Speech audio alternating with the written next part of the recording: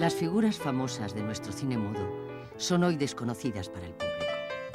Actores y actrices como Elisa Ruiz Romero, la Romerito, a quien vemos en esta secuencia, gozaron de gran popularidad. Pero su brillo hace décadas que se apagó y ya nadie las recuerda.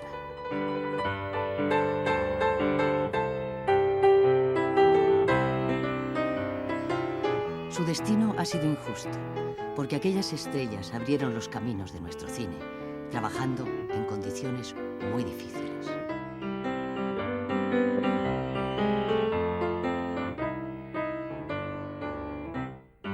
Yo me acuerdo que en aquella época, las primeras películas que yo hice, había que ir con mucho cuidado con no mirar los focos, porque se abrasaba uno los ojos.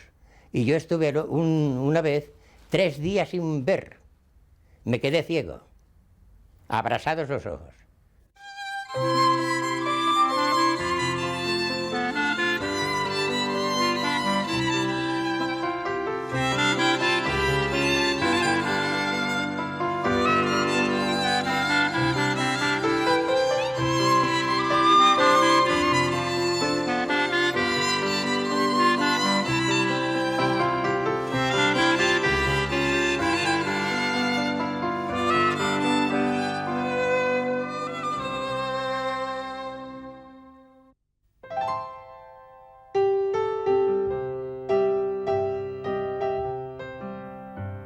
La industria norteamericana del cine creó el estrellato cuando anunció por su nombre a Florence Lawrence, conocida hasta entonces como la chica de la Biograph.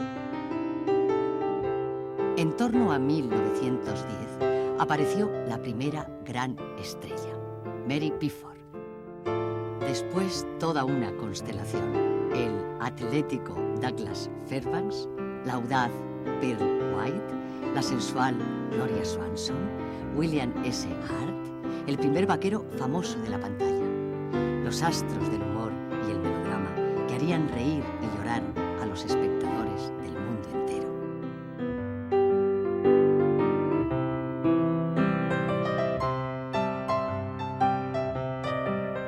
Lillian Gish, John Barrymore, Greta Garbo, Rodolfo Valentino serían ejemplos de un Star System inútilmente imitado.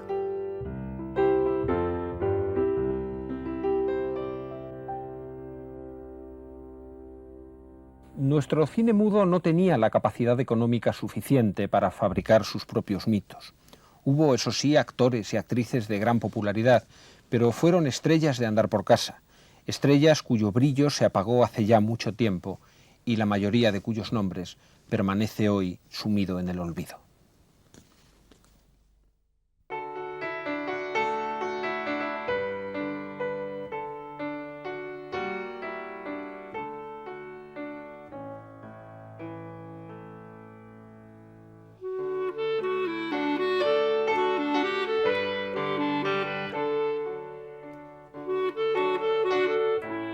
Miles de muchachas compartieron el mismo sueño en todo el mundo: emular a las artistas de la pantalla.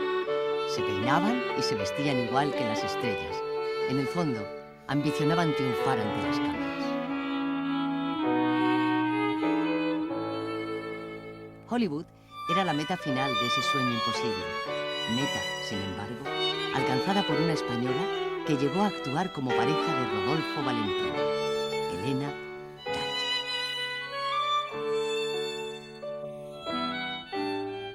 Era un amor Valentina, ¿eh?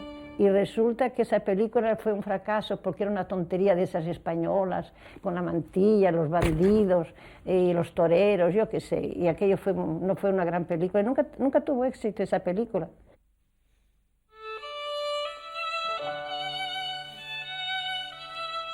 Raquel Meller sería la única estrella española que lograría triunfar en el firmamento cinematográfico internacional.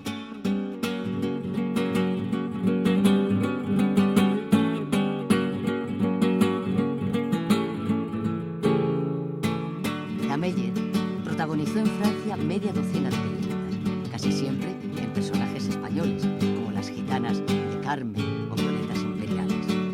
Curiosamente, su carrera teatral había comenzado como telonera en sesiones de cine.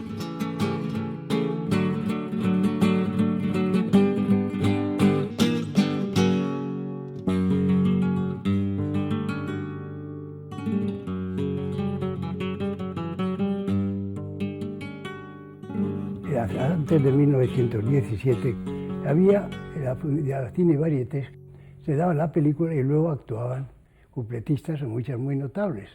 Recuerdo, por ejemplo, a Raquel Meyer, que cantaba el cuplé liberal, que era muy popular.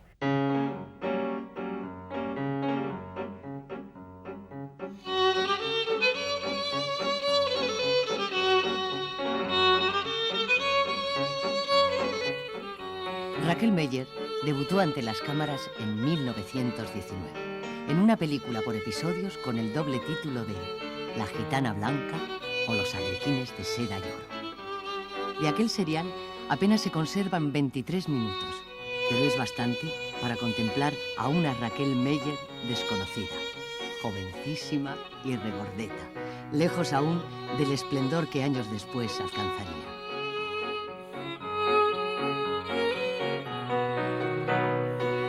Esta fue la única película española de Raquel Meyer. Aquí, su carrera se limitó a los escenarios. Raquel Meyer era la canción del cuplé, pero lo decía con una entonación muy dulce y muy cariñosa, y el público pues la admiraba, cantaba todas las canciones, todo.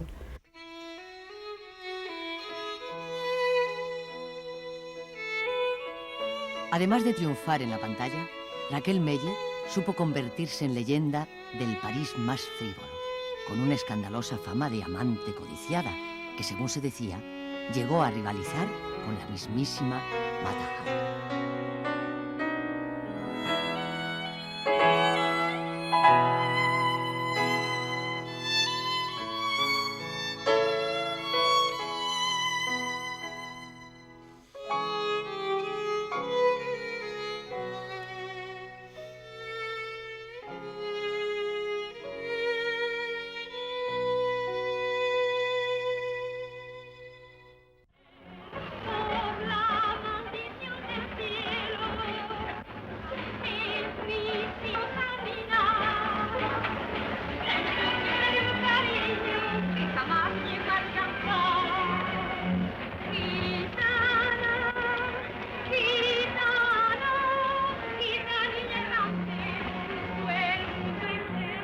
Pasados sus tiempos gloriosos, la vieja estrella acabó siendo una sombra del pasado.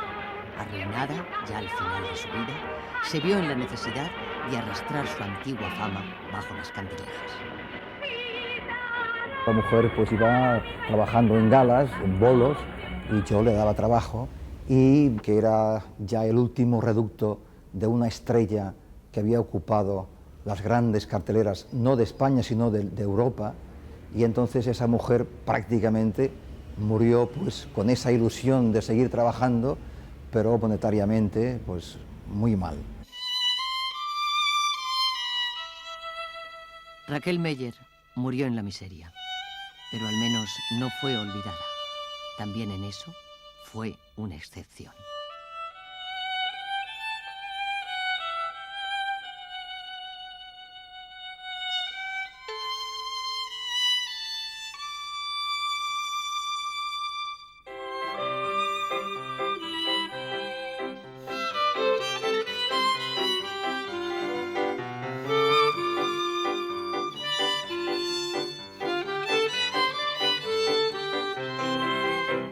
La novedad de las cámaras y la popularidad que aseguraba la pantalla tentaron a muchas figuras de la farándula.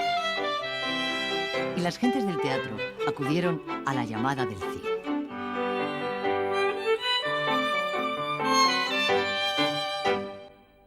Mi padre fue indiscutiblemente durante muchos, pero muchos años, el rey del paralelo. Tenía una gran popularidad. Y claro, debido a esta gran popularidad, después fue el primero que hizo películas mudas. Algunas figuras de la escena, como la famosa Adelita Lulú, no pasaron de hacer unas pruebas de cámara sin rodar ninguna película. A otras, como Consuelo Portela, la Chelito, el cine les llegó demasiado tarde y se limitaron a pequeñas intervenciones ante las cámaras.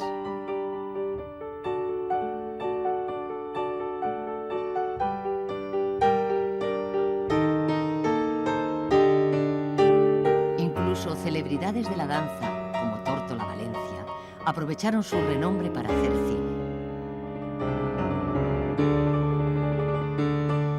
Era lógico que una mujer tan llena de inquietudes como Tórtola Valencia sintiera la tentación de la pantalla, en vez de compartir la consideración de género menor que entonces se daba al cine.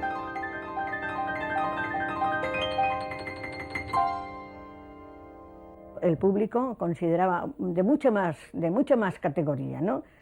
No ya respeto, sino de mucha más categoría a los actores de teatro que a los actores de cine, porque entonces el cine en España no era un cine bueno, ¿no? No era un cine bueno. Y entonces, pues el teatro sí, el teatro era muy bueno el teatro entonces.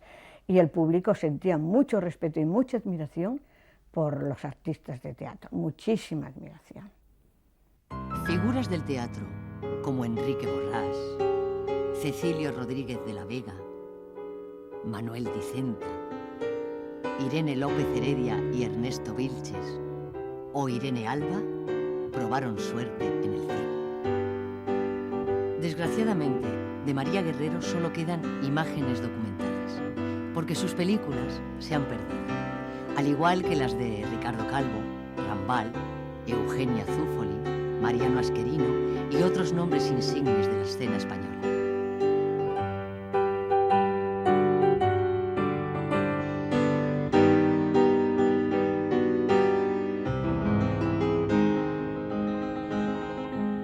El ejemplo de los grandes divos extranjeros que actuaron en la pantalla debió influir en que las principales figuras de nuestro teatro vencieran sus prejuicios contra el llamado séptimo arte.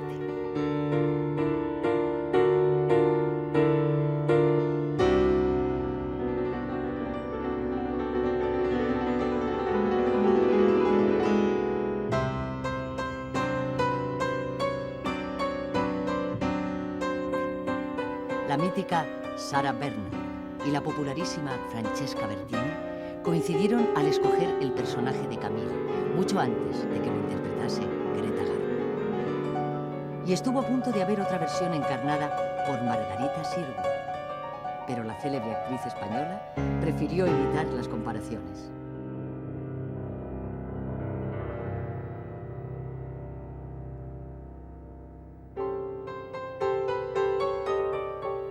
Margarita Sirgu hizo infinidad de pruebas de cámara antes de rodar 4 películas, cobrando nada menos que 1.400 pesetas por sesión, cuando el sueldo de un actor de cine era de 5 duros. Las pretensiones de las primeras figuras de la escena eran desmesuradas para el modesto cine español. Además, sus actuaciones no alcanzaban el mismo éxito en las pantallas que en los escenarios.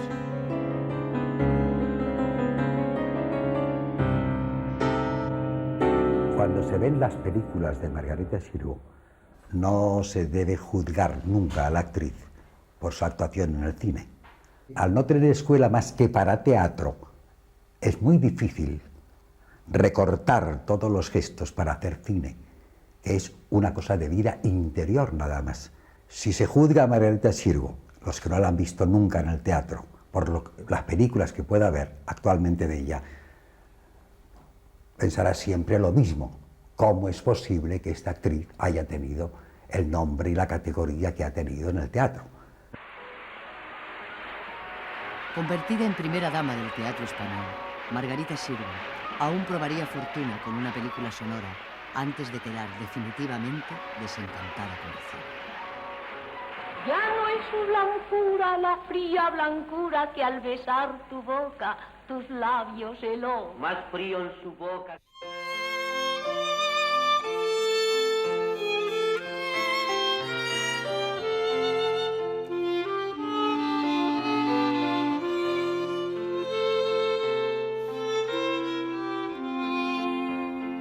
La pantalla fabricaría sus propios ídolos, distintos a los del teatro. Jóvenes con caras bonitas y cuerpos atractivos tuvieron su oportunidad y nació una generación de intérpretes de cine limitados por la falta de formación y la pobreza de medios de la industria española.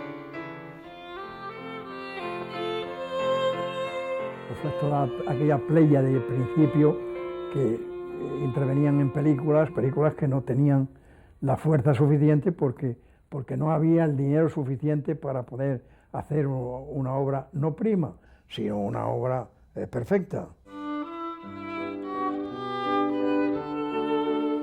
Aún así, nuestro cine encontró protagonistas de dramas y enredos que hicieron llorar y reír al público, sin palabras, solo con su gesto.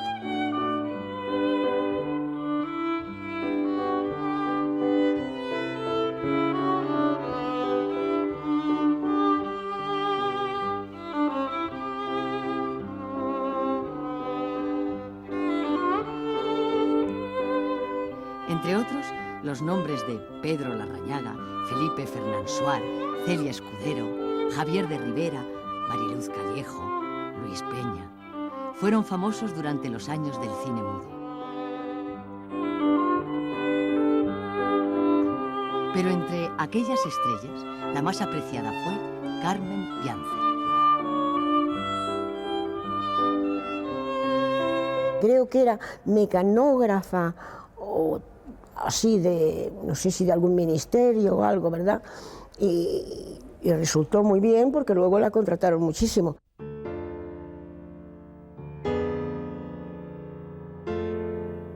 Carmen Pianze fue el máximo exponente de una generación de intérpretes con gran intuición. En sus actuaciones interiorizaba los sentimientos del personaje y sabía transmitirlos con gran mesura de gestos.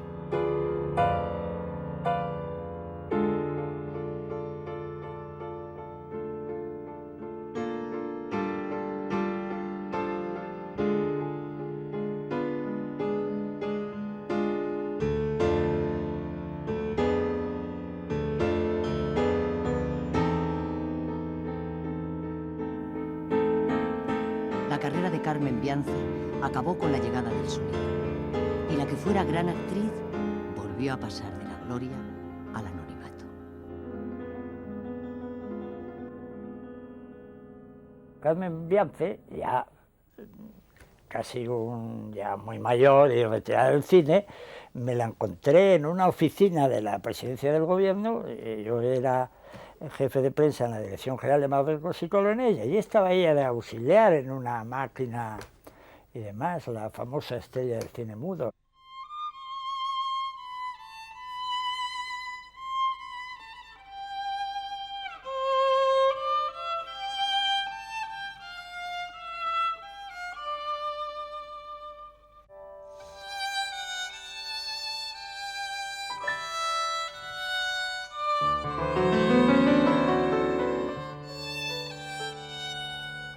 En los archivos apenas se conservan entrevistas con quienes fueron figuras del cine mudo.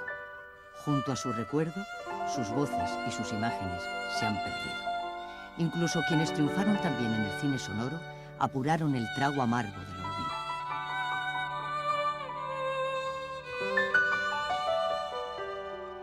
Pasan 2 meses, 3 meses, no te llaman, no se acuerdan de ti, te miras, te pellizcas, te tocan y te dices que ya no existo, ya no sirvo. ¿Qué ha pasado aquí? Es triste, sí. Imperio Argentina es la única de aquellas estrellas que se ha mantenido libre del olvido. Protagonista y testigo, ella personifica la memoria de un cine desaparecido. El cine mudo era muy difícil, porque todo eso que se hace hoy en el cine hablado tenías que hacerlo cara a unos sentimientos, a una manera de actuar, a que la gente se lo creyera. Hoy la gente se lo cree mucho más por la palabra que por la imagen. Marina Torres fue una mujer extraordinaria, muy afectiva, muy pasional. Ella me enseñó mucho de la forma de ser actriz.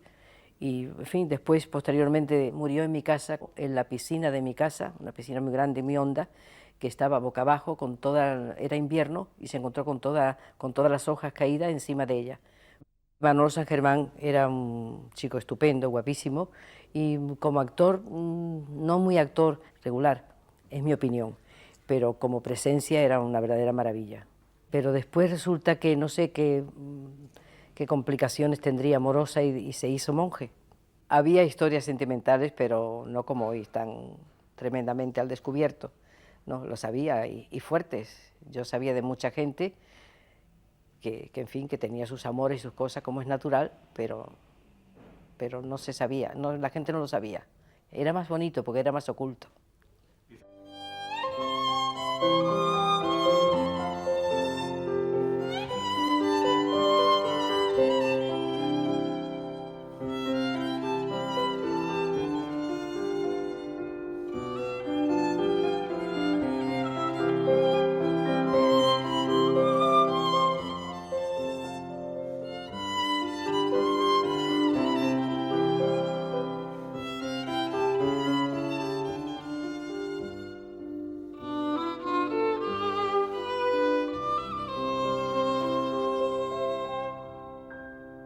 Yo creo que realmente donde hay que buscar las mejores interpretaciones del cine mudo español son en los secundarios, como luego sucedería en otras etapas de nuestro cine, en aquellos actores que salían unos solos minutos, que eran personajes costumbristas los que interpretaban, que apenas tenían incidencia en la trama, pero donde hay una verdad, una autenticidad que las grandes figuras, desgraciadamente, no solían dar habitualmente.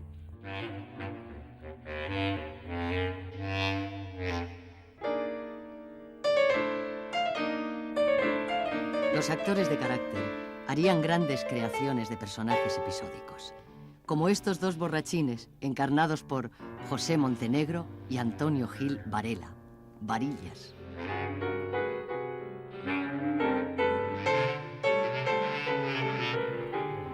Los llamados secundarios, dotados de un gran poder de comunicación con el público, lograrían muchas veces mayor popularidad que los protagonistas. Se inauguraba así una tradición largamente mantenida en nuestras pantallas.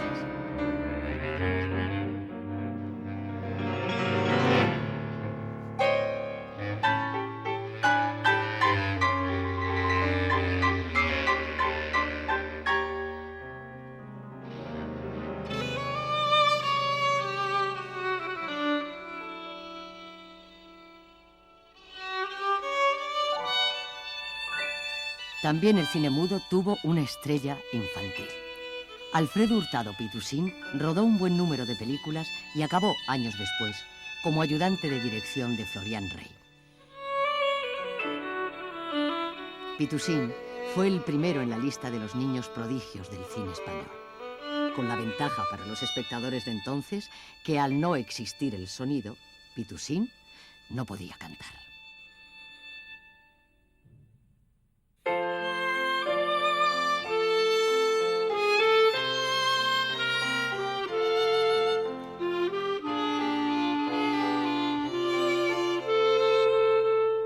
Aquellas muchachas que soñaban con triunfar en la pantalla, ¿qué esperaban alcanzar?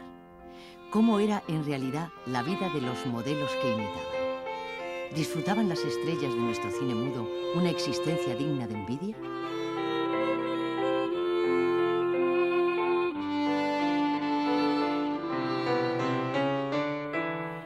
Elisa Ruiz Romero, la Romerito, fue el prototipo de estrella de la época. Su nombre encabezaba todas las listas de popularidad publicadas en las revistas.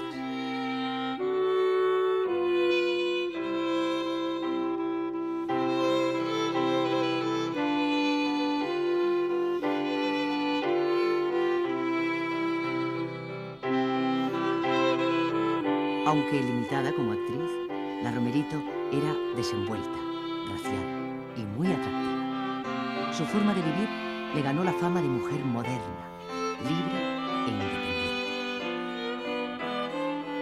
Elisa, mi hermana, nunca quiso casarse. Desde que ella decía que no valía para ama de casa, que le gustaba más vivir fuera, y el teatro también le gustaba. Y claro, en el cine, como gustó mucho, casi todos los amores que tenía se querían casar con ella. Primero unos y luego otros. No quería ella sujetarse a nadie, a su arte sí, pero casada no, nunca quería casarse, y pudo casarse muchas veces, pero no. Enseguida se cogía el coche, se marchaba y estaba en una finca y cogía el coche y se venía sola con el perrito o el perro, y quien iba con ella se jugaba la vida.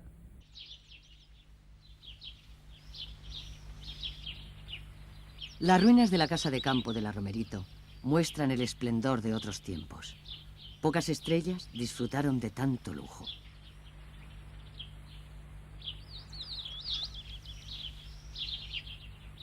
Ajena ya a todo, Elisa Ruiz Romero no quiere hablar de su pasado. Prefiere que la recordemos como fue, mientras apura sus días enclaustrada en un piso de Madrid. Mi hermana Lisa no sale en absoluto de casa, porque es que no puede. La casa es grande, se pasea un poquito por la casa y después se lleva mucho tiempo sentado viendo a la televisión. Tiene una hermana más pequeña que en cuando pues riñen entre ellas, pero cosas que no tenían ninguna importancia. Viven las dos solas.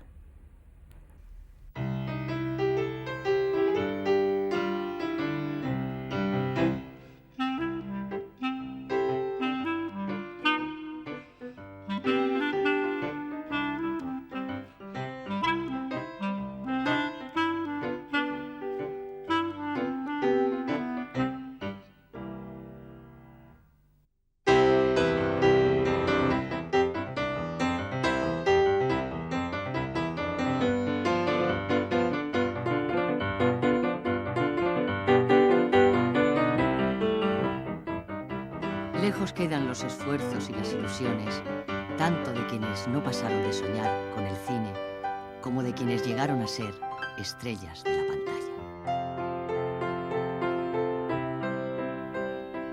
Su memoria, sus leyendas, como las imágenes que de ellas nos han llegado, están impregnadas de un candor antiguo que hace parecer ingenuas sus ambiciones y amargos por efímeros sus viejos éxitos.